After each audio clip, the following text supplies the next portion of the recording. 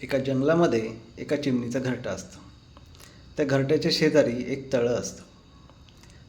त्या तळ्यातून जे काही खायला मिळेल, प्यायला मिळेल, ती चिमणी आपल्या पिल्लांसाठी घेऊन जात होती. तिच्या पिल्लांमध्ये 2 पिल्लं अशी होती की एक चांगलं सुदृढ पिल्लू होतं आणि एक थोडंसं कमजोर पिल्लू होतं.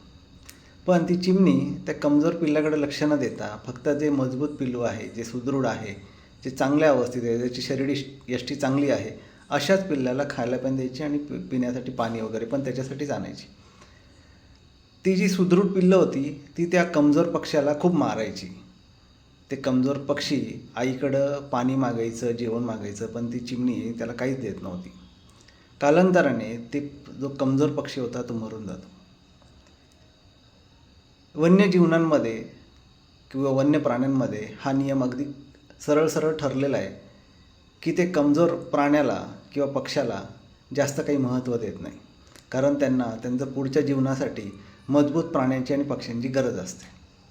बघा, मानवी जीवनात पण असंच काहीतरी आपल्याला बघायला मिळतं. जे लोक चांगले आहेत समाजामध्ये, ज्यांचा प्रभाव चांगला आहे, ज्यांच्याकडे जास्त पैसा आहे, त्यांनाच आणखी पैसा पण बँका देतात, त्यांनाच आणखी बँका सपोर्ट पण करतात, त्यांच्याच आर्थिक उद्धारासाठी सगळेजण प्रयत्न करत असतात. समाजशास्त्रामध्ये ह्याला मॅथ्यू इफेक्ट असं म्हटलेलं आहे. ह्या समाजामध्ये कमजोर व्यक्तींना काही स्थान नाही आहे. कुठलीच सहानुभूतीची त्यांना काहीच भेटत नाही, काही सहानुभूती भेटत नाही.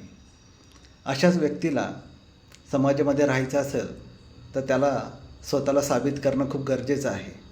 बघा, संधी त्यालाच मिळते जो स्वतःला साबित करतो, जो स्वतः प्रभावशाली आहे, जो मेहनत करतो, ज्याला पुढं जायचं आहे, जो स्वतःला मजबूत करतो, ज्याच्या पाठीमागं आणखी पाठिंबा उभा आहे, जो सपोर्ट घेऊन चालतो, जो आणखी पैशाला पैसा लावायचा प्रयत्न करतो, अशाच लोकांची समाजामध्ये गरज आहे आणि अशाच लोकांना समाज सपोर्ट करतो.